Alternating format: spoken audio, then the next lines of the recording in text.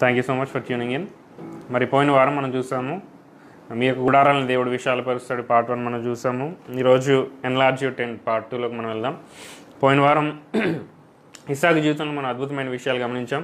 అతను కరువు కాలంలో వెళ్తుండగా కూడా దేవుడు అతని సరిహద్దులను ఎలా విషయాలు పరిచాడు, అతని జీవితాన్ని ఎలా విషయాలు పరిచాడు, అతని జీవితంలో దేవుడు చేసిన కార్యాలు ఏంటి, అతను తన తండ్రి యొక్క బావులను మళ్ళీ తిరిగి ఎలా తవ్వాడు, ఈ విషయాలన్నింటినీ మనం గమనించగలిగాం. ఆమెన్. మరి ఈ రోజున మనం చూడబోయే అంశాలు ఇంకా ఎన్లార్జ్మెంట్ గురించి దేవుని యొక్క వాక్యం ఏం చెప్తుంది, అసలు విశాలపరచడం అంటే దేవుడు ఎలా చెప్తున్నాడు, లేకపోతే విశాలపరచబడిన స్థలం ఎలా ఉంటుంది అన్న విషయాన్ని మనం గమనిద్దాం. ఈ రోజున నిర్గమకాండం 34వ అధ్యాయము 24వ వచనం మనం చూద్దాం. నిర్గమకాండం 34:24. ఎలయనగా నీ ఎదుటి నుండి జనములను వెళ్ళగొట్టి నీ పొలిమేరలను గొప్పగా చేసేదను, మరియు నీవు సంవత్సరమునకు ముమ్మారు నీ దేవుడైన యెహోవా సన్నిధిని కనబడబోనప్పుడు ఎవడునూ నీ భూమిని ఆశింపడు. ఇక్కడ చూస్తే కనుక విశాలపరచడం అనే దాని గురించి, పొలిమేరలను గొప్పగా చేయడం అనే దాని గురించి దేవుని యొక్క వాక్యం ప్రస్తావిస్తుంది. దీన్ని ఏమనొచ్చు అని అంటే కనుక ఏ కండిషనల్ ఎన్లార్జ్మెంట్, షరతులతో కూడిన విశాలపరచడం అనే ఒక అంశాన్ని మనం చూడగలుగుతున్నాం. దేవుడు ఏమంటున్నాడు అని అంటే కనుక నా ఎదుట నీ ఎదుట అంటే మన ఎదుట ఉన్న జనాల్ని దేవుడు వెళ్ళగొడతానంటున్నాడు, మన పొలిమేరల్ని గొప్పగా చేస్తానంటున్నాడు. Is going to extend our boundaries. ఎప్పుడు అని అంటే కనుక ఒక షరతు పెట్టాడు దేవుడు, నీవు సంవత్సరంలో ముమ్మారు నీ దేవుడైన యెహోవా సన్నిధిని కనపడాలి. యూనో ఇదంతా చేసిన దేవుడి దగ్గర ఒకే ఒక్క ఎక్స్పెక్టేషన్ ఉంది. అది ఏంటి అని అంటే కనుక సంవత్సరంలో 3 సార్లు వచ్చి మనం దేవాది దేవుని యొక్క సన్నిధిలో కనపడాలనేది ఆయన యొక్క తపన, ఆయన యొక్క వాంఛ. ఆమేన్. ఇంత గొప్ప దేవుడు చాలాసార్లు మనం బలి అర్పణలు అర్పించాలేమో, లేకపోతే ఇంకేమైనా త్యాగం చేయాలేమో, లేకపోతే ఇంకేమైనా గొప్పగా మనం క్రియేట్ చేయాలేమో అని అనిపిస్తూ ఉంటుంది. కానీ యాక్చువల్లీ దేవుడు ఏమంటున్నాడంటే నేను ఇదంతా చేస్తాను, I will enlarge your tent, but ఒక్క షరతు దేవుడు పెడుతున్నాడు. అదేంటి అని అంటే కనుక సంవత్సరానికి 3 సార్లు నా దగ్గరికి మీరు రావాలి. హల్లెలూయా. ఏ కండిషనల్ ఎన్లార్జ్మెంట్. ఏమన్. దేవుడు మన దగ్గర నుంచి ఎక్స్పెక్ట్ చేసేది అలా ఏంటి అని అంటే కనుక మనం ఆయన దగ్గరికి we have to reach out to him. ఆయన దగ్గరికి మనం వెళ్ళాలి. ఆయన ఎలా అంటున్నాడు అని అంటే కనుక ఆరాధనలో మనం ఆయన దగ్గరికి వెళ్ళాలి. ఆయన్ని మనము చేరుకోవడం అంటే ఏంటి అని అంటే కనుక ఇట్ ఈస్ వర్షిప్, ఆరాధన. ఆయన్ని మనం ప్రేమించాడు కనుక మనం ఆయన్ని తిరిగి ప్రేమించడమే ఈ యొక్క ఆరాధన. ఆమె రోమిల్ రాయబడిన పత్రిక 12వ అధ్యాయం 1వ వచనం మీరు చూస్తే కనుక కాబట్టి సహోదరులారా పరిశుద్ధమును దేవునికి అనుకూలమైన సజీవ యాగముగా మీ శరీరములను ఆయనకు సమర్పించుకొనుడని దేవుని వాత్సల్యమును బట్టి మిమ్మల్ని బ్రతిమాలుకొనుచున్నాను. ఇట్టి సేవ మీకు యుక్తమైనది. ఆ సేవ అనే మాట మీరు చూస్తే కనుక యాక్చువల్గా ఇట్ ఈస్ కాల్డ్ వర్షిప్.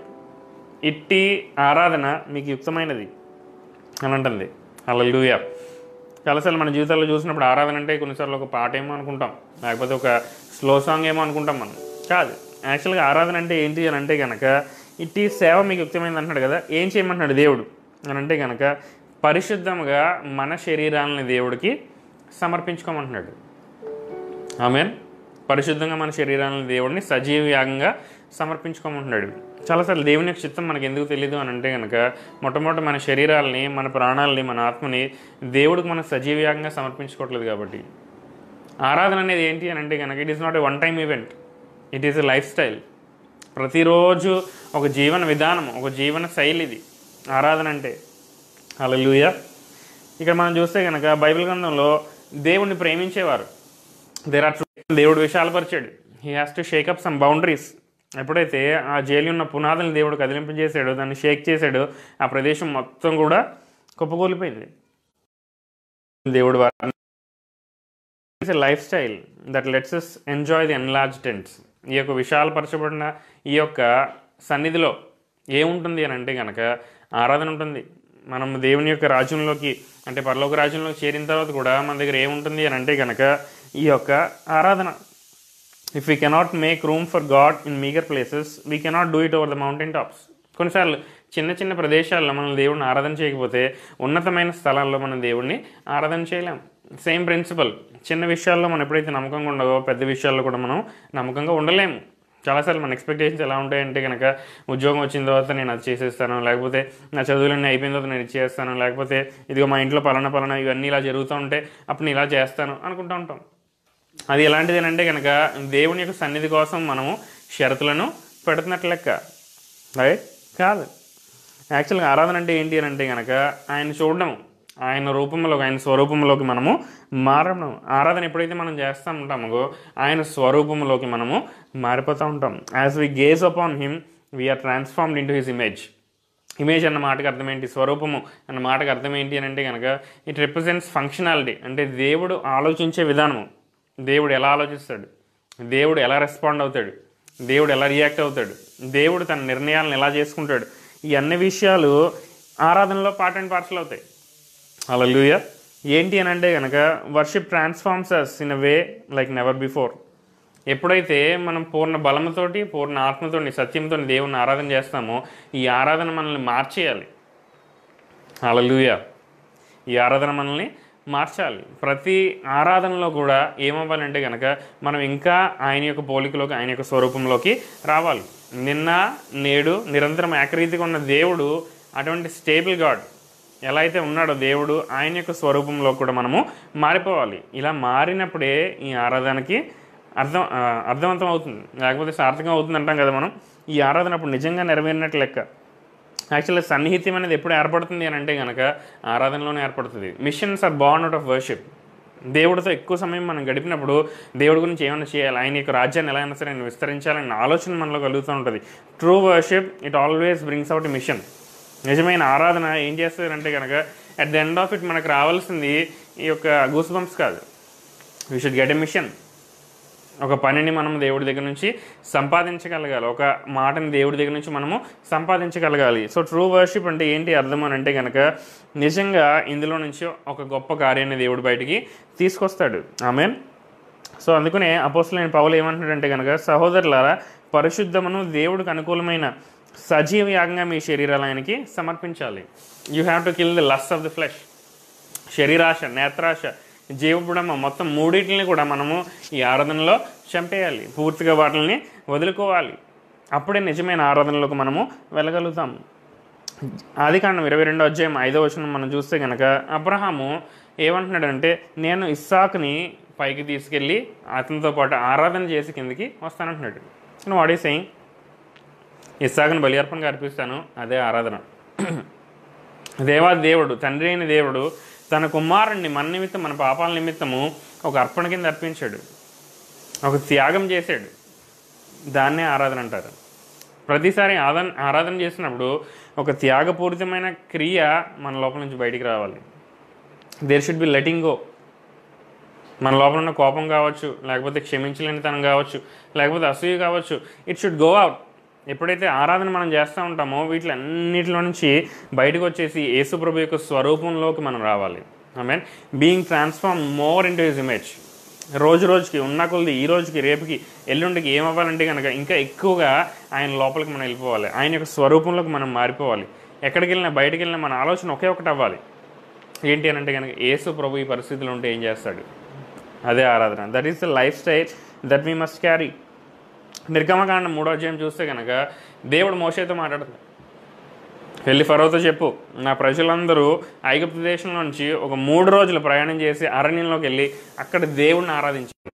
మనం పుల్పిట్స్ మీద నుంచో లేకపోతే అందరికీ కనబడేటట్లే కాదు, కానీ మన వ్యక్తిగతంగా పర్సనల్గా we should have times of worship, intense times of worship.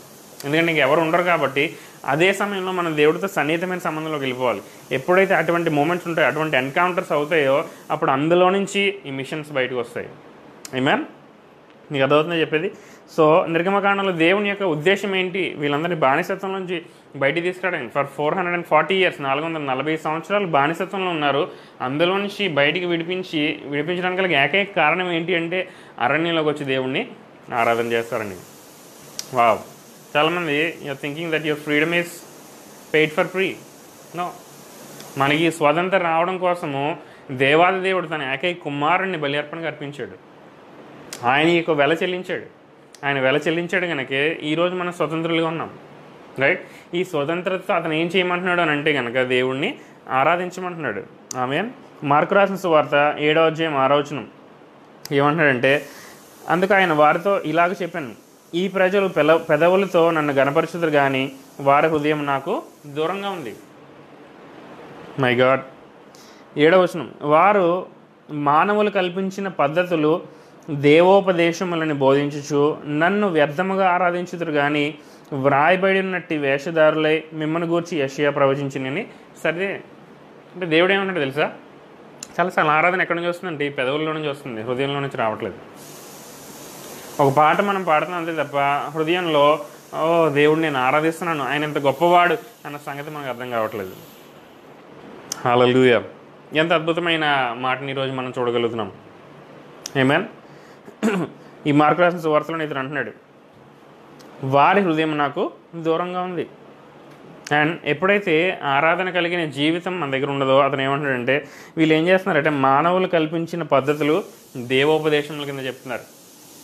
They are teaching doctrines of men instead of commandments of God. దేవుని యొక్క ఆజ్ఞలు. చాలామంది అడిగే ప్రశ్న, ఇప్పుడు 10 ఆజ్ఞలు మనం పాటించాలా వద్దా? చాలా చక్కటి ప్రశ్న అడిగారు, మీ అందరికీ వందనాలు. ఈ ప్రశ్నకు సమాధానం ఏంటి అని అంటే కనుక, కొత్త నిబంధనలో 2 ఆజ్ఞలు ఇచ్చాడు దేవుడు. మొట్టమొదటి ఏంటి అని అంటే కనుక, నిన్ను వలే నీ దేవుడైన యెహోవాను నువ్వు ప్రేమించాలి. రెండోది, నిన్ను వలే నీ పొరుగువారిని నువ్వు ప్రేమించాలి. ఈ 2 ఆజ్ఞల్లోనే పాత నిబంధనలో ఉన్న 10 ఆజ్ఞలన్నీ కూడా కలపబడ్డాయి. హల్లెలూయా. చాలామంది అర్థం చేసుకోలేకపోతున్న విషయం ఏంటంటే, పాత నిబంధనలో ఒక ఎంటైర్లీ డిఫరెంట్ దేవుడిని చూశారు, కొత్త నిబంధనకు వచ్చిన తర్వాత దేవుడు మారిపోయాడేమో అనుకుంటున్నారు. దేవుడు మారలేదు. యాక్చువల్గా దేవుడు మారలేదు. ఆమేన్. దేవుడు పనిచేస్తున్న పరిస్థితులు మారాయి అంతే. అతను పనిచేస్తున్న ఈ యొక్క నిబంధన మారింది అంతే. ఆ నిబంధనలో ఉన్న రూల్స్ అండ్ రెగ్యులేషన్స్ మారే అంతే తప్ప దేవుని యొక్క హృదయము మారలేదు. పాత నిబంధనలో కూడా అతను ఆరాధనే కోరుకున్నాడు, కొత్త నిబంధనలో కూడా అతను ఆరాధనే కోరుకున్నాడు. ఆరాధన చేయడం అనేది దేవుడికి చాలా ఇష్టం. It is a love response. ఎవరైనా మనల్ని ప్రేమిస్తే తిరిగి మనం ప్రేమించాలనేది ప్రతిస్పందన మన హృదయంలో. It has been inbuilt. Amen. దేవుడు మనల్ని విపరీతంగా ప్రేమించాడు, ఎంతో పిచ్చిగా ప్రేమించాడు, మన నిమిత్తం చనిపోయాడు. కనుకనే మనం ఏం చేయొచ్చు అని అంటే కనుక ఆయన తిరిగి మనము ప్రేమించవచ్చు. That is worship. అదే ఆరాధన శైలి. లోకరాసిన సువార్త 4వ అధ్యాయం 8వ వచనం మీరు చూస్తే కనుక, వర్షిప్ ఇస్ సర్వీస్. ఆరాధన అంటే ఏంటి అని అంటే కనుక సేవ చేయడము, సాగిల్లపడము, ఆయన మొక్కడము, ఇవన్నీ ఆరాధనలో భాగమైపోతాయండి. ఆరాధన ఎలా ఉండాలి అని అంటే కనుక మన జీవిత విధానం it should become part and parcel of our life. Amen. ఇది ఏదో మనం కల్పించుకొని చేసేది కాదు. It should be spontaneous, right? ఏదో మనకు కావాలని మనం పని కట్టుకుని చేసేది కాదు. It should be like a normal thing. మనం ఎలా అయితే మనందరూ గమనించగలుగుతున్నాం, మనందరం ఇలా బ్రతుకుతున్నాం అంటే మనం ఊపిరి తీసుకోగలుగుతున్నాం, పీల్చుకొని వదలగలుగుతున్నాం, రైట్? అది మనం కావాలని చేస్తున్నామా? ప్రతిసారి అమ్మ లోపలికి తీసుకోవాలి, అమ్మ బయటికి వదలాలి, అమ్మ లోపలికి తీసుకోవాలి, అమ్మ బయటికి వదలాలి మనం అంటున్నామా? No, it's like natural. ఆరాధన కూడా అలా అవ్వాలి. మన ఇంట్లో ఉన్నప్పుడు, లైక్ మనం బండి మీద ఉన్నప్పుడు, మన ఉద్యోగ స్థలాల్లో ఉన్నప్పుడు, ఏ ప్రదేశంలో ఉన్నా సరే మన హృదయాన్ని దేవుడి తోటి తెరిచి ఆయనకి మనము ఆరాధన చేయగలుగుతాం. హల్లెలూయా. సో మొట్టమొదటి విషయాన్ని ఈరోజు నేను మీతో చర్చిస్తుంది ఏంటి అని అంటే కనుక, enlarged place is a place of worship. దేవుడు విశాలపరిచిన ఈ స్థలంలో ఏముండాలి అని అంటే కనుక ఆరాధన ఉండాలి. ప్రభువా నన్ను విశాలపరచు, నా సరిహద్దులను విశాలపరచు. ఈరోజు నువ్వు ప్రార్థన చేస్తున్నట్లయితే కనుక నువ్వు చేయగలిగేది ఏంటి అని అంటే కనుక ఆరాధనని train yourself in worship. ఆరాధనలో దేవుడిని ఎలా ఆరాధించాలి, ఎలా రమ్యముగా దేవుడిని ఆరాధించాలి, ఈ విషయాల్ని నువ్వేం చేయగలుగుతానంటే కనుక you can become more trained at it. బోల్డెన్ రిసోర్సెస్ ఉన్నాయి. మీరు ఇంటర్నెట్లో చూస్తే కనుక ఎలా దేవుడిని ఆరాధించాలి, అసలు ఆరాధన అంటే ఏంటి, ఆరాధన ఎందుకు చేయాలి, పూర్ణ బలంతో, శక్తితోటి, ఆత్మతోటి, లైట్ సత్యముతోటి దేవుడిని మనము ఆరాధించాలి. యోహాను రాసిన సువార్త 4వ అధ్యాయం చూద్దాం, 23వ వచనము.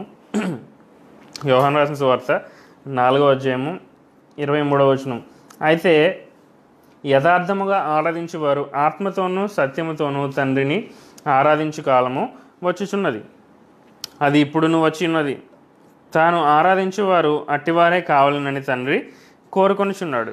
దేవుడు ఆత్మ కనుక ఆయన వారు ఆరాధించేవారు ఆత్మతోనూ సత్యముతోనూ ఆరాధించవలను. ఈ సందర్భం ఎక్కడొచ్చిందనంటే యేసుప్రభు వారు ఈ యొక్క స్త్రీతో మాట్లాడుతున్నాడు. ఈ సమరయ స్త్రీ ఈవిడితో మాట్లాడుతూ ఆరాధన గురించి ఒక చర్చ వచ్చింది. ఆమె ఏమంటుందంటే, మేము ఈ పర్వతం మీద ఆరాధన చేస్తాం, మీరు ఆ పర్వతం మీద ఆరాధన చేస్తారంటే దేవుడు ఏమంటాడంటే, it is not about the place, ఒక స్థలం గురించి కాదు ఇదంతా కూడా. It is about the condition of heart. ఎటువంటి హృదయంతో నువ్వు దేవుడిని ఆరాధన చేస్తున్నావు అనేది అతను చెప్తున్నాడు. ఆత్మతోనూ సత్యముతోనూ తండ్రిని ఆరాధించు కాలం వచ్చినది. We should worship the father. ఆయన ఎలా ఆరాధించాలట? ఆత్మతోని సత్యముతోని. It is by the holy spirit. పరిశుద్ధాత్మ దేవుని యొక్క ఇన్స్పిరేషన్ తోటి మనం తండ్రి అయిన దేవుణ్ణి ఆరాధించాలి. సత్యముతో అంటే సత్యం ఎవరు? It is none other than Jesus Christ. యేసు ప్రభు వారి సత్యము. యేసు ప్రభు వారి యొక్క లైఫ్ స్టైల్ మనం క్యారీ చేస్తూ పరిశుద్ధాత్మ దేవునికి ఇన్స్పిరేషన్ తోటి మనం ప్రభువుని ఆరాధించగలగాలి. Hallelujah. Oh what a powerful word. దేవుణ్ణి ఆరాధించాలి అని అంటే కనుక ఆత్మతోని సత్యముతోటి మట్టికే మనము ఆరాధించగలము. ఆయన పాటలతోని మ్యూజిక్తో అనట్లేదు, ఆత్మతోని సత్యముతోని. ఎప్పుడైతే ఈ యొక్క మాటలు మనం వింటూ ఉంటావో మన హృదయంలో ఒక మంట రగలాలి. ప్రభు ఈ ఆత్మ ఏంటి, దీంతో ఎలా ఆరాధించగలను? హల్లెలూయా.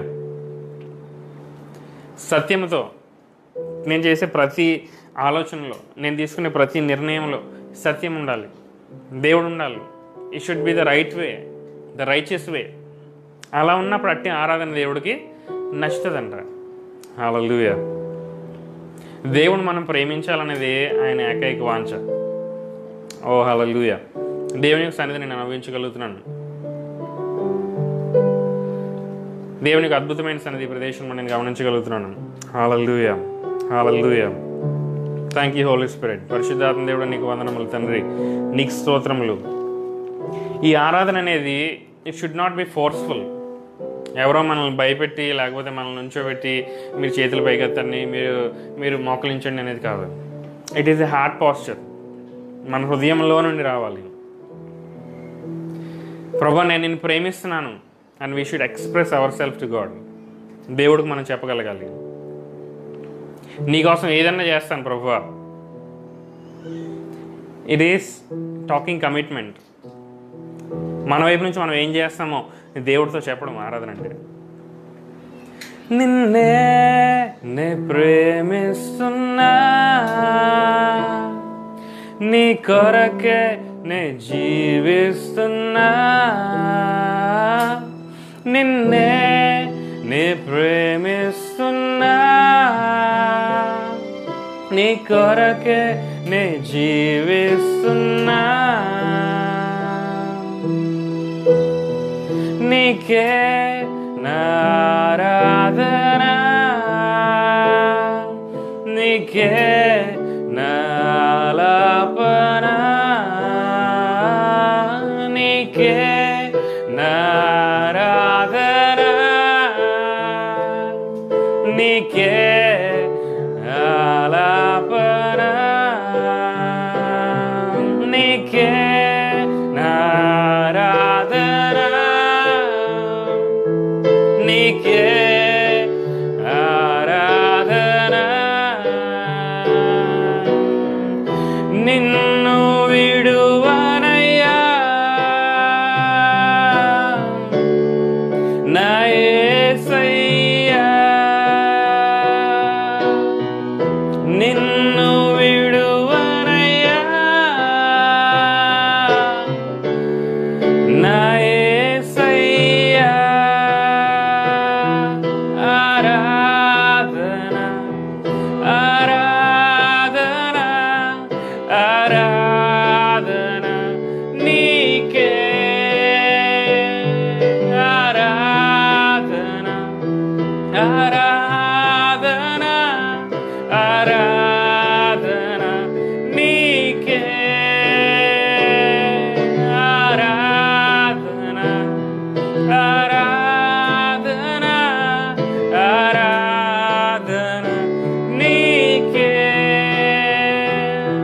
క్రీస్తే నా విశ్వాసము, క్రీస్తే నా విమోచన, క్రీస్తే నా విశ్వాసము, క్రీస్తే నా విమోచన. దేవుడిని ఆరాధించడానికి మనకు సమయం, ఒక సందర్భం అవసరం లేదండి. It can be any time, it can be anywhere. దేవుడు మన హృదయంలో ప్రతిష్ఠించబడాలి. క్రీస్తు నా గురించి చేసిన బలియాగం, క్రీస్తు నా గురించి చేసిన త్యాగం నా హృదయంలో ఉన్నప్పుడు ఏ సమయంలోనూ నేను దేవుడిని ఆరాధించగలుగుతాను. It should be spontaneous. ఈ ఎన్లార్జ్ ప్లేస్ అనేది ఏంటి అని అంటే కనుక దేవుణ్ణి ఆరాధించే స్థలమై ఉండాలి.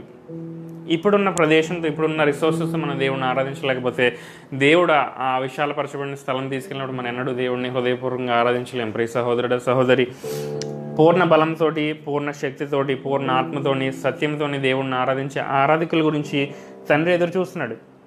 రోమీయులకు రాసిన పత్రిక 4:23 అంటున్నాడు, అట్టి వారి గురించి దేవుడు ఎదురు చూస్తున్నాడు. He is looking for worshippers. నీవు దేవుడిని ఆరాధించగలవా? పూర్ణ ఆత్మతోటి, పూర్ణ సత్యంతోటి. ఆమేన్. సో ఫస్ట్ మనం మాట్లాడుకుంది ఏంటి అంటే కనుక, సంవత్సరానికి 3 సార్లు దేవుడిని ప్రత్యేకంగా we should have encounter with God. ఒక స్పెసిఫిక్ టైం పెట్టుకుని దేవుడి దగ్గరికి వెళ్ళినప్పుడు మన సరిహద్దులను దేవుడు విశాలపరుస్తానని చెప్తున్నాడు. It is a conditional enlargement. అంటే నీ యొక్క సరిహద్దులు ఎంత విశాలపరచబడతాయి అనేది నువ్వు ఎంత ఎక్కువ దేవుడితో ఆరాధనలు గడుపుతావు అనే విషయం పైన ఆధారపడి ఉంది. ఆమేన్.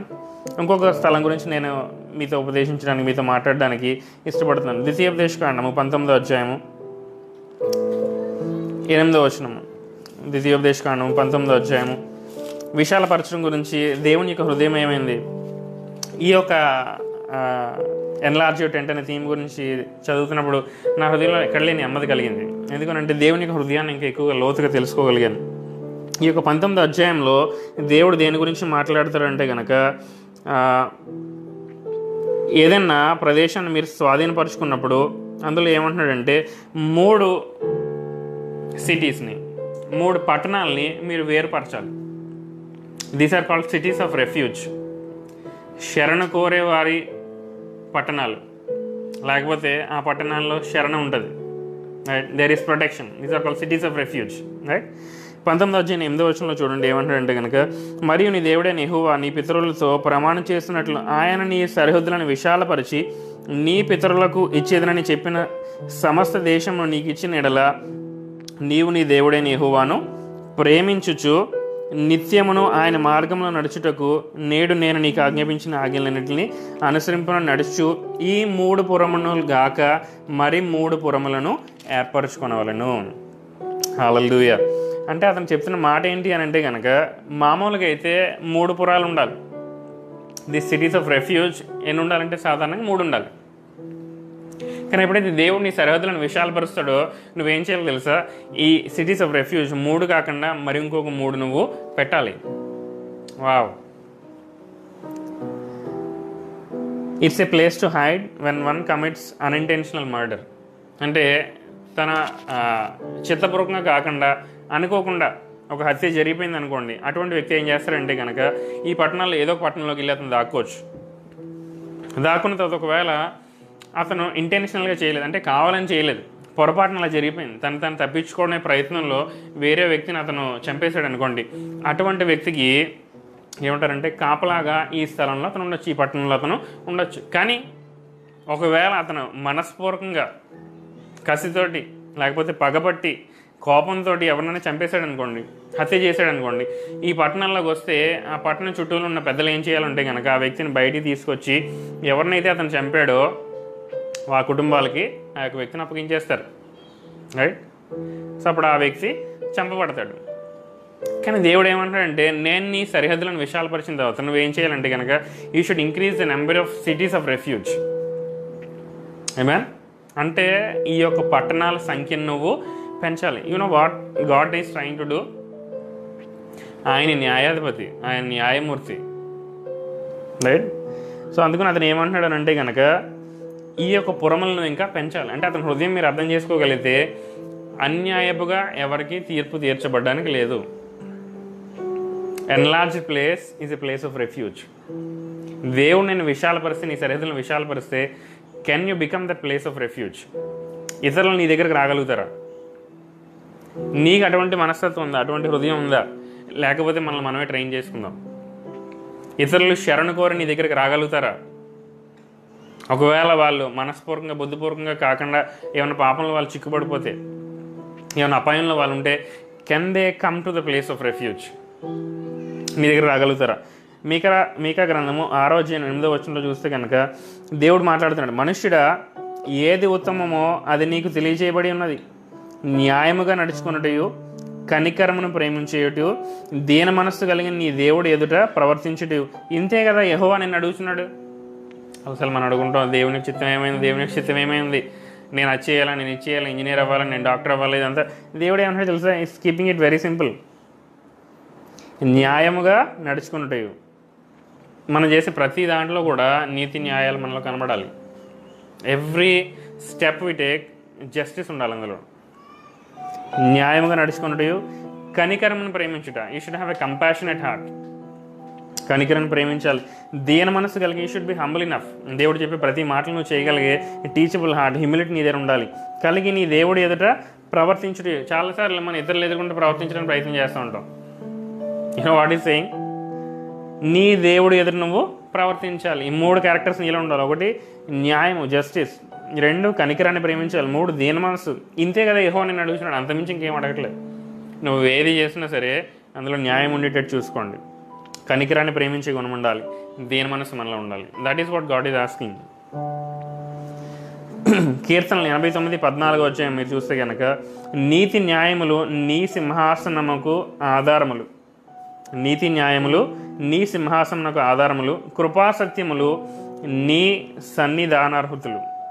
అంటే దాని ఉద్దేశం ఏంటి అని అంటే కనుక, righteousness and justice are the foundation of your throne. దేవుని యొక్క సింహాసనానికి ఫౌండేషన్ ఏంటి అని అంటే కనుక నీతి న్యాయము.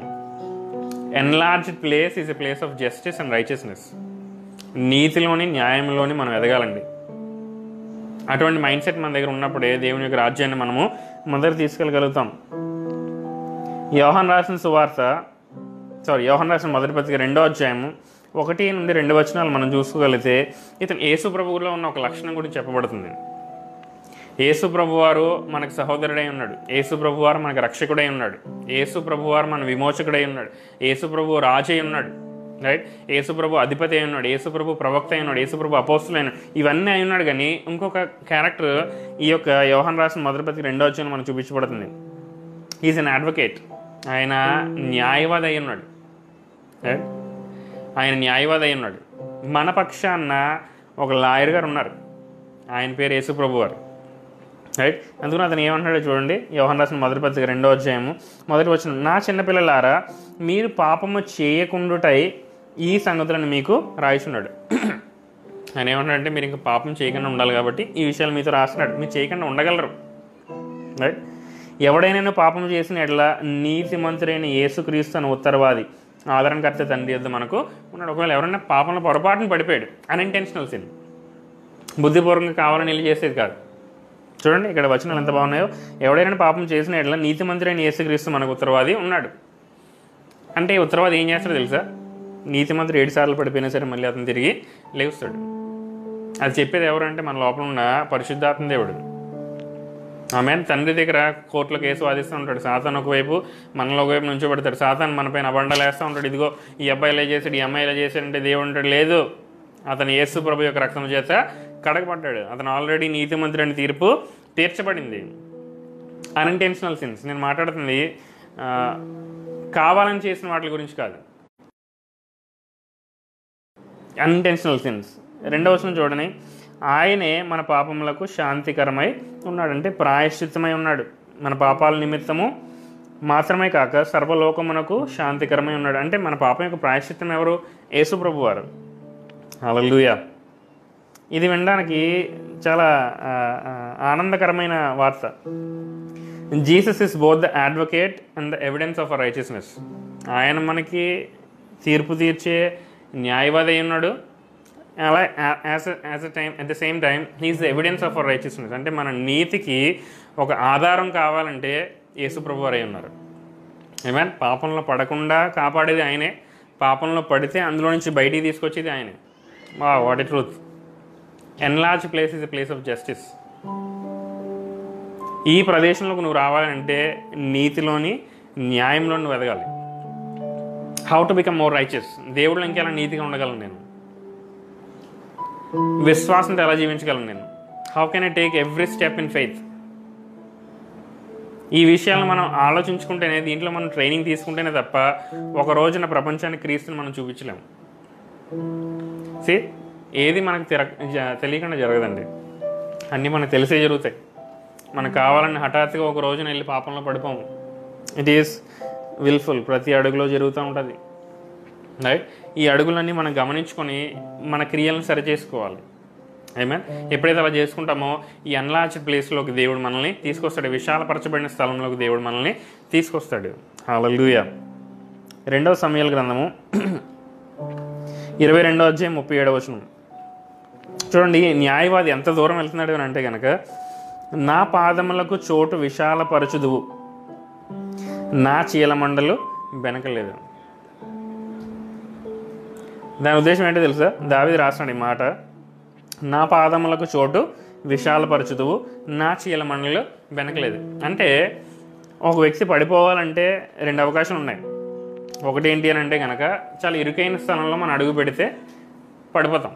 చిన్నప్పుడు మనందరం చేసిన పని ఇది. రైల్వే ట్రాక్ దాటుతున్నప్పుడు ఏం చేస్తాం? ఆ ట్రాక్ మీద ఇలా నడుచుకుంటూ వెళ్తాం, అవును కదా? ఆ మాటకు వస్తే చిన్న చిన్న ఏమంటారు, ఇరుకైన స్థలాలు లేకపోతే పెట్టుకోవడం పైన మనం నడిచినప్పుడు ఎలా నడుస్తాం? చాలా జాగ్రత్తగా మనం ఒకదాని మీద ఒక అడుగు వేసుకొని నడుస్తూ ఉంటాం. ఎందుకంటే జాగ్రత్తగా నడుస్తున్నాం అంటే పడిపోతామని. దేవుడు ఎంత మంచివాడు అని అంటే కనుక, నా పాదముల కింద ఉన్న చోటుని దేవుడు ఏం చేశాడు? విశాలపరిచాడు. ఎప్పుడైతే నీ కింద బోల్డన్ స్థలం ఉందని తెలిసిందో, యూ కెన్ వాక్ కాన్ఫిడెంట్లీ. నువ్వు పడిపోవన్న నమ్మకం నీకు వస్తుంది, అవునా కదా? అట్ ది సేమ్ టైం నా చీలమండలు బెనకలేదు. కింద ఉన్న స్థలం విశాలపరచడమే కాదు, నా లోపల ఉన్న ఈ యొక్క శక్తిని కూడా దేవుడు పెంచుతున్నాడు. ఈజ్ వర్కింగ్ 2 వే. నేను నడుస్తున్న స్థలాలన్నింటినీ ఆయన విశాలపరుస్తున్నాడు. అప్పుడు నేను పడిపోను, జారి పడిపోను. 2, నా కాళ్ళు వెనక్కుండా ఉండడానికి దేవుడు దానికి శక్తిని అనుగ్రహిస్తున్నాడు. హల్లెలూయా. మైటీ అన్న మాటకి అర్థం ఏంటో తెలుసా? మైటీ అంటే ఇంపెనెట్రబుల్ టు టెంప్టేషన్. అంటే శోధన నీ దగ్గరికి అసలు దరి చేరలేదు, నిన్ను దాటి వెళ్ళలేదు. It cannot take you down. God is making you mighty. ఈ ఎన్లార్జ్డ్ ప్లేస్లో మనం ఎలా ఉండాలంటే we should become mighty. Right? మన కింద ఉన్న చోటును దేవుడు స్థిరపరుస్తున్నాడు, దేవుడు విశాలపరుస్తున్నాడు. మన లోపల దేవుడు మనకు శక్తిని అనుగ్రహిస్తున్నాడు. ఆమేన్. సో ఈ 2 మాటలని మనం చూసుకుంటే కనుక, ఈ రోజున మొట్టమొదటి నేను మీతో మాట్లాడింది, ఈ యొక్క విశాలపరచబడిన స్థలంలో ఆరాధన ఉండాలి దేవుడికి. హల్లెలూయా. ఆరాధన అనేది చాలా ప్రాముఖ్యమైనది. ఆమేన్. ఈ ఆరాధన లేకుండా మనం ఎక్కడికి ముందరికి వెళ్ళలేము. 3వ విషయం ఈరోజు నేను చర్చించి దీన్ని ముగిస్తాను. 1 సమూయేలు గ్రంథము 2వ అధ్యాయం 1వ వచనము. 1 సమూయేలు గ్రంథము 2వ అధ్యాయం 1వ వచనము. ఒక అద్భుతమైన వ్యక్తి గురించి మనం చూస్తున్నాం. ఆమేన్. ఇది చదువుతున్నప్పుడు అయితే ఎక్కడికో వెళ్ళిపోయాను నేను. ఎందుకంటే అంత అద్భుతమైన మాటలకి రాయబడి ఉన్నాయి. హన్నా చేస్తుంది, మరియు హన్నా విజ్ఞాపన చేసి ఇలాగ, నేను నా హృదయం యెహోవాయందు సంతోషించున్నది, యెహోవాయందు నాకు మహాబలము కలిగెను, నీ వలన రక్షణ బట్టి సంతోషించున్నాను, నా విరోధుల మీద నేను అతిశయపడుదును. వావ్. నా విరోధుల మీద నేను అతిశయపడుదును. యాక్చువల్గా కరెక్ట్ ట్రాన్స్లేషన్ ఏంటి అని అంటే కనుక, నా విరోధుల పైన నా యొక్క మాటలను విశాలపరిచావు. రైట్? దట్ వర్డ్ ఎన్లార్జ్మెంట్ మళ్ళీ కనబడుతుంది అక్కడ. 1 సమూయేలు గ్రంథము 2వ అధ్యాయం 1వ వచనం. నా విరోధుల పైన నా మాటను నువ్వు విశాలపరిచావు. You have enlarged my mouth over my enemies. Fantastic word. Get ready for this. ఎందుకంటే it will blow your mind. Hannah కథ మనకు తెలుసు. హన్నా యొక్క భర్త పేరు ఎల్కానా. 19 సంవత్సరాలుగా ఇంచుమించు గొడ్డితనంతో బాధపడింది. చాలాసార్లు హన్నా స్టోరీ చదివినప్పుడు మనకి ఎన్ని సంవత్సరాలు తెలియదు. 2-3 సంవత్సరాలు ఏమో, 4, 5, 10 అనుకుంటాం. రైట్? యాక్చువల్గా యూదులు అప్పట్లో ఉన్న ఆచారం ప్రకారం ఏం చేస్తారని అంటే కనుక, భర్తకి ఎలా అన్నా సరే కుమారుడినో కూతురునో దయచేయాలి. సో హన్నా పెళ్లి చేసుకున్నాడు, ఎల్కానా హన్నాను పెళ్లి చేసుకున్నాడు. కానీ హన్నా గొడ్రాలైంది, కొడుకుని ఇవ్వలేకపోతుంది. సో అందుకని హన్నా ఏం చేస్తుంది అని అంటే కనుక, పెనిన్నా అని ఇంకో ఆవిడని పెళ్లి చేసుకోమంటుంది. బహుశా ఈవిడి ద్వారా నా భర్తకి పిల్లలు కలుగుతారేమో అని చెప్పి. 19 సంవత్సరాలు అయిపోయింది, అయినా సరే ఏమీ లేదు. పెనిన్నా ఎప్పుడైతే పెళ్లి చేస్తుందో, పెనిన్నా ద్వారా కుమారులకు అంటున్నాడు. ఎవరు? ఎల్కానా. ఈ పరిస్థితిలో చాలా దుఃఖంలోకి వెళ్ళిపోయిందండి, చాలా రోదనలోకి వెళ్ళిపోయింది ఈ యొక్క హన్నా. కొన్నిసార్లు అటువంటి పరిస్థితుల్లో మనం ఉంటాం. నేను నీతోనే మాట్లాడుతున్నాను ఈ రోజున. బహుశా అటువంటి బ్యారెన్ స్టేట్లో నువ్వు ఉన్నాయేమో. రైట్. దేవుడు ఏమంటాడు తెలుసా? 17 సంవత్సరాలు అవని, 19 సంవత్సరాలు అవని, ఎన్ని సంవత్సరాలు అయినా సరే దేవుడు నిన్ను విశాలపరచగలడు. You should not give up hope. నిరీక్షణ ఎప్పుడు కోల్పోకూడదు. ఎందుకంటే మన దేవుడు he still on the throne. Right. 19 సంవత్సరాలు అయిపోయిన తర్వాత ఈవిడలో ఉన్న గొప్ప క్యారెక్టర్ ఏంటో తెలుసా? ఎల్కానాలోని హన్నాలోని ప్రతి సంవత్సరం దేవుని యొక్క సన్నిధికి వెళ్ళేవారు. ప్రతి ఒక్క సంవత్సరం కూడా దేవుని యొక్క సన్నిధిలోకి వాళ్ళు వెళ్ళేవారు. Every year they presented themselves to God. ఎంత నిస్పృహలో ఉన్నా, నిరాశలో ఉన్నా సరే ఈ యొక్క పండగకి వెళ్ళి దేవుని యొక్క ఆలయంలో హాజరు కావడం మటుకు వాళ్ళు మానలేదు. హల్లెలూయా. చాలాసార్లు డిసప్పాయింట్మెంట్స్ వచ్చినప్పుడు మనం ఫస్ట్ వదిలేసేది ఏంటో తెలుసా? సంఘం. ఫస్ట్ వదిలేసేది ఏంటో తెలుసా? ఫెలోషిప్. ఫస్ట్ మనం పక్కన పెట్టేది ఏంటో తెలుసా? దేవుని యొక్క వాక్యము. కానీ హన్నాలో ఉన్న గ్రేటెస్ట్ క్యారెక్టర్ చూడండి. For 19 years she was tested. 19 సంవత్సరాల పాటు కూడా దేవుని యొక్క సన్నిధిలోకి వచ్చేది. అఫ్ కోర్స్ బాధతో వచ్చేది, but somehow she went. Somehow ఎలా ఒకళ్ళు రండి, బాధతో రండి, కష్టాలతో రండి, దుఃఖాలతో రండి, ఏ పరిస్థితులు ఉన్నారో అలాగే రండి, దేవుడు మిమ్మల్ని స్వస్థపరుస్తాడు. ఆమేన్.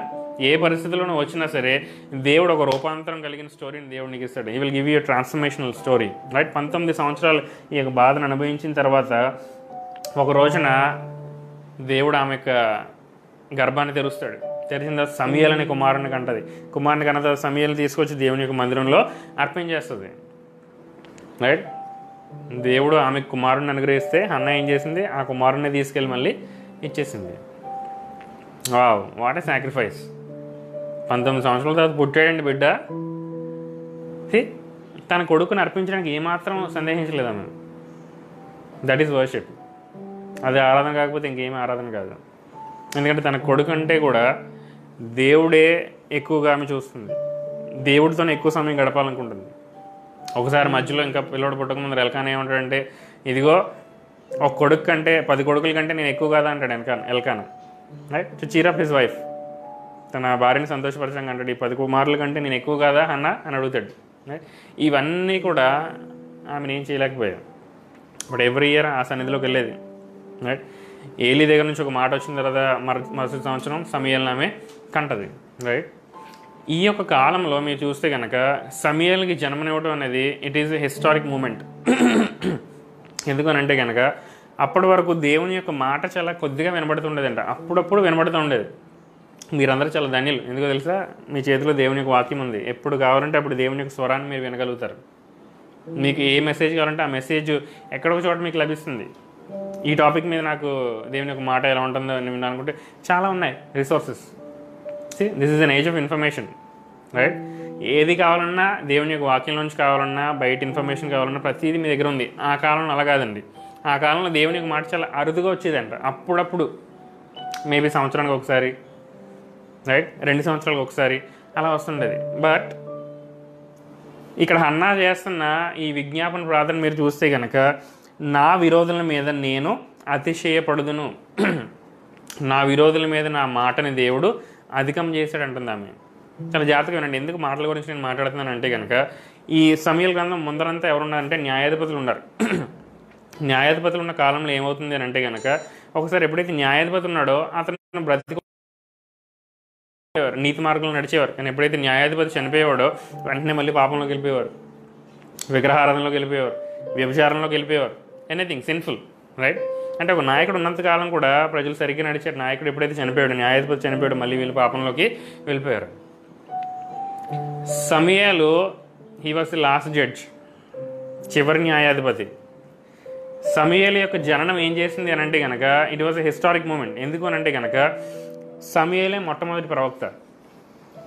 అఫ్ కోర్స్ అబ్రహాం ఉన్నాడు, వీళ్ళందరూ ఉన్నారు ముందర, వాళ్ళందరూ ప్రవక్తలే. అఫీషియల్ ప్రాఫిట్ ఎవరు అని అంటే కనుక సమూయేలు. రైట్. ప్రవక్తలు ఏం చేస్తారండి? దేవుడు ఏదైతే చెప్పారో వాళ్ళు పలుకుతారు. అప్పటి వరకు దేవుని యొక్క స్వరం వినిపించేది కాదు. రైట్. సమూయేలు చిన్నపిల్లడు బాలుడుగా ఉన్నప్పుడే దేవుడు 3 సార్లు మాట్లాడేసాడు.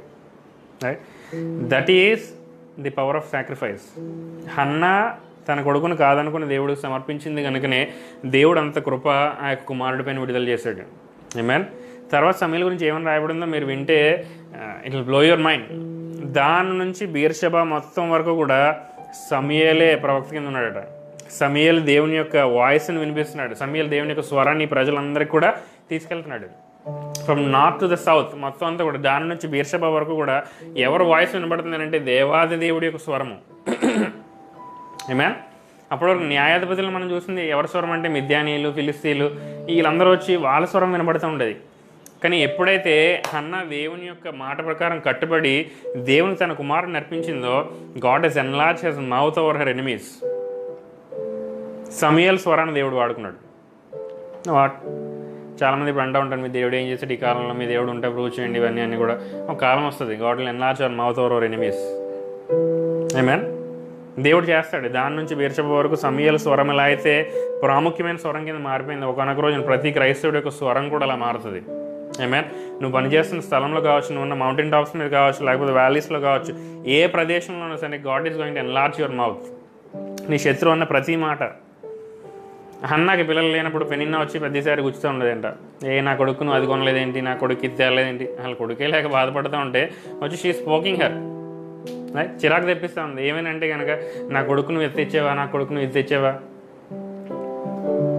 ఎవరైతే the people who are taunting you, ఎవరైతే నేను ఇలా పోక్ చేస్తున్నారో, God will enlarge your mouth over your enemies. నీకు శత్రువుల పైన నీ యొక్క స్వరాన్ని దేవుడు విశాలపరుస్తాడు. అందుకని అప్పుడు అంటుంది, నా విరోధుల మీద నేను అతిశయపడుతున్నాను. Wow. Enlarge tent is a generational victory over the enemy. అప్పటి వరకు బానిస బ్రతుకులో బతుకుతున్నారు. నేను ఎప్పుడైతే సమూయేలు శకం మొదలైందో, దే ఆర్ బికమింగ్ విక్టోరియస్. ఎందుకనంటే there is change in the voice. అప్పటి వరకు ప్రాఫిటిక్ లేదు, ఈ ప్రవచనపూర్వకమైన మాటలు లేవు. నేను ఎప్పుడైతే సమూయేలు వచ్చాడో, ఈ ప్రవచనపూర్వకమైన మాటలు, the prophetic has entered into the realm. ఎప్పుడైతే ప్రాఫిటిక్ వచ్చిందో అప్పటి నుంచి విజయాలు సాధించారు. ఎప్పుడైతే సమూయేలు వచ్చాడో, సమూయేలు వచ్చి మొట్టమొదటి రాజును అతను అపాయింట్ చేయడం జరిగింది. రాజుల కాలం మొదలైంది. హల్లెలూయా.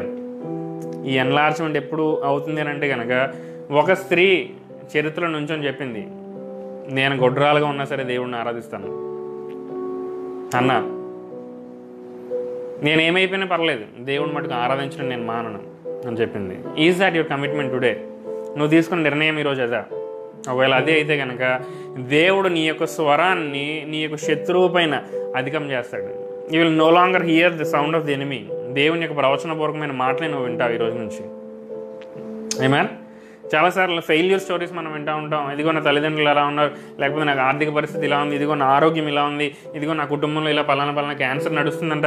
ఈ నెగిటివ్ సౌండ్స్ అని నువ్వు వింటూ ఉంటావు. But when God enlarges you, he will give you victorious shout. ఎరికో పట్టణం మీద నువ్వు వెళ్తున్నప్పుడు ఏం చేస్తారంటే కనుక, ఒకే ఒక షౌట్ తోటి Jericho, the walls of Jericho will come down. It is a place of enlargement. So నువ్వు అర్థం చేసుకోవాల్సింది ఏంటి అని అంటే కనుక, God is a generational God. నీకు తెలుసా, బైబిల్ గ్రంథంలో ఇంచుమించు 185 సార్లు రాయబడింది, నీ యొక్క సంతతి, నీ యొక్క సంతతి, నీ యొక్క సంతతి. జనరేషన్ అనే వర్డ్ 185 టైమ్స్ రాయబడింది. God is thinking in terms of generations. తరతరాలుగా ఆలోచించే దేవుడు నీ యొక్క గురించే కాదు ప్రణాళిక. ఈ things in terms of generations. అందుకనే ఇస్సాకు, రెబెకా గడుపులో ఇద్దరు ఉంటారు, యాకోబు, ఏశావు. ఇద్దరు ఉన్నప్పుడు ఏమంటారంటే, 2 generations ఆర్ హియర్. 2 దేశాలు ఇక్కడ ఉన్నారు. ఏమే, God is a bigger God. మన ఆలోచన కంటే ఆయన ఆలోచన చాలా ఉన్నతమైనవి, మన ప్రణాళిక కంటే ఆయన ప్రణాళికలు చాలా ఉన్నతమైనవి. So God is going to enlarge you. So 3 విషయాలు ఈరోజు నేను నీతో పంచుకోవడం జరిగింది. ఒకటి ఏంటి అంటే కనుక, ఇన్ ఎన్లార్జ్ ప్లేస్, ఈ విశాలపరచబడిన స్థలంలో నీతి న్యాయములు ఉంటాయి. ఈ విశాలపరచబడిన స్థలము శరణ కోరే వారికి స్థలమై ఉండాలి.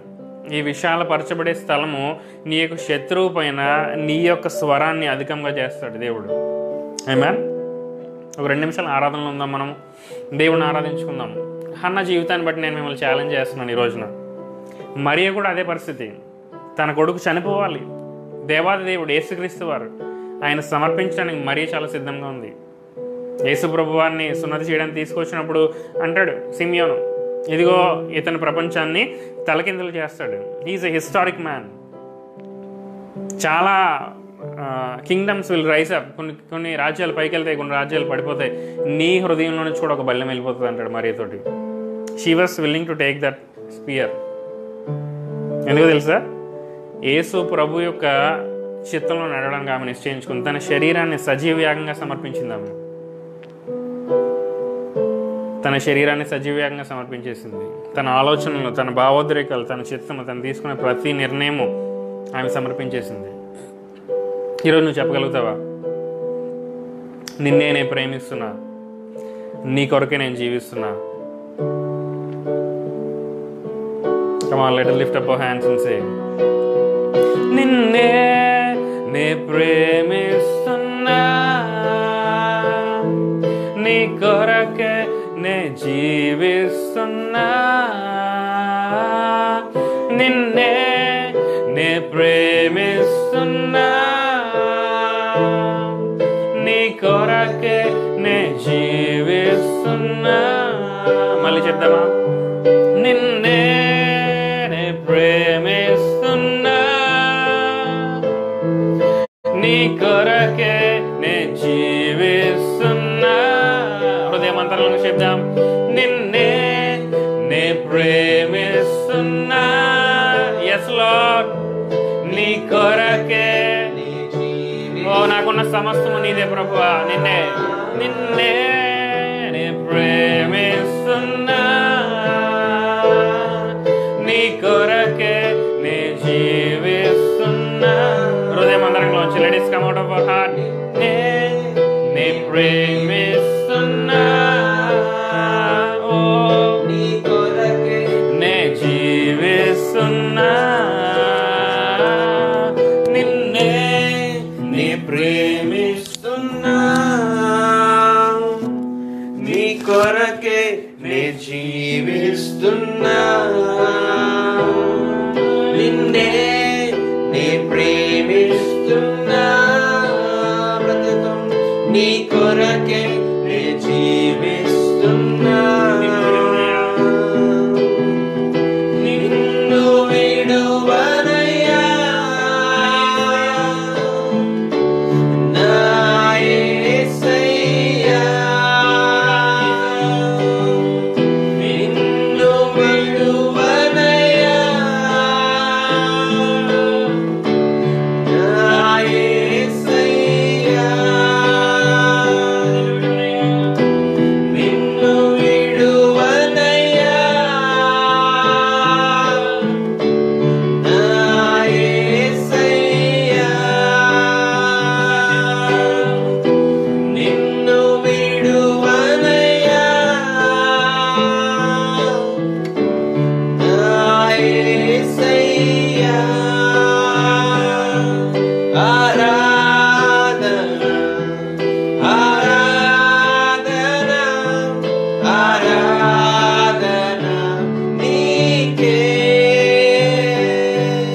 ఆరాధన ఆరాధన ఆరాధన నీకే, ఆరాధన ఆరాధన ఆరాధన నీకే, ఆరాధన ఆరాధన ఆరాధన నీకే, నీకే ఆరాధన, నీకే ఆలాపన, నీకే ఆరాధన, నీకే ఆలాపన. యేసే విశ్వాసం, యేసే విశ్వాసము, యేసే నా విమోచన,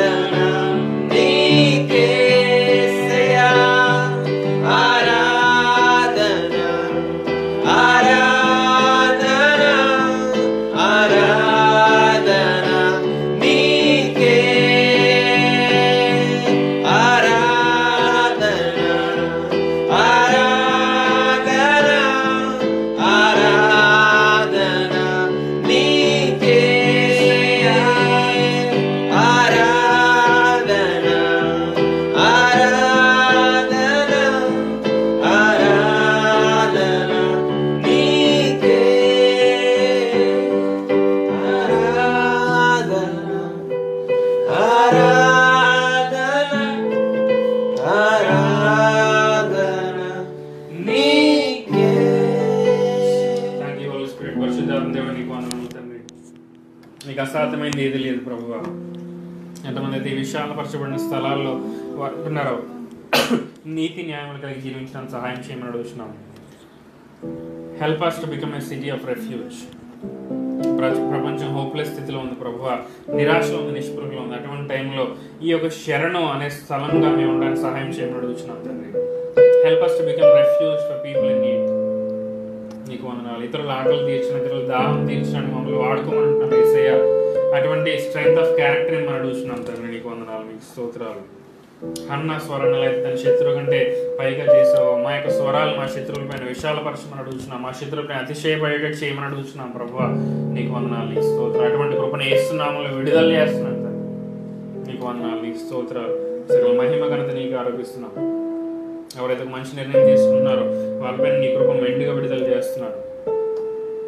ఇంకా మాకు, మా కుటుంబాలన్నింటికి, ఎవరైతే లైవ్లో చూస్తున్నారో వాళ్ళందరి కుటుంబాలకి యేసు రక్త ప్రోక్షణ విడుదల చేస్తున్నాను. వాళ్ళ శరీరానికి, ప్రాణాలకి, ఆత్మలకి యేసు రక్త ప్రోక్షణ విడుదల చేస్తున్నాను.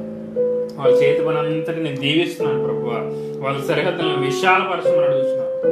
ఇటువంటి క్రైసిస్ సీజన్లో కూడా వాళ్ళని విశాలపరచమని అడుగుతున్నాను ప్రభువా. You expand their boundaries, expand their territories. నీకు వందనాలు, నీకు స్తోత్రాలు. హృదయం ధైర్యపరచమని అడుగుతున్నాను ప్రభువా. నీకు వందనాలు, నీకు స్తోత్రాలు. ఉత్తేజపరచమని అడుగుతున్నాను, సంతోషమని అడుగుతున్నాను. దేవుని యొక్క రాజ్యంలో, పరిశుద్ధాత్మలోని ఆనందాన్ని దయచేయమని అడుగుతున్నాను ప్రభువా. నీకు వందనాలు, నీకు స్తోత్రాలు. నీకు అసాధ్యమైన ఏది లేదని ప్రకటిస్తున్నాను. సకల మహిమ ఘనత నీకు ఆరోపిస్తున్నామని ప్రార్థన చేస్తున్నాను తండ్రి. ఆమేన్. తండ్రి దేవునికి ప్రేమ, ఆయన కుమారుడిని యేసుక్రీస్తు వారి కృప, పరిశుద్ధాత్మ దేవునికి అన్యోన్య సహవాసం, సంతోషం, సమాధానం కూడిన మనందరికీ తోడైంది కాక. Amen. Thank you for tuning in again. దేవుడు మనందరినీ దీవించును గాక. ఆమేన్.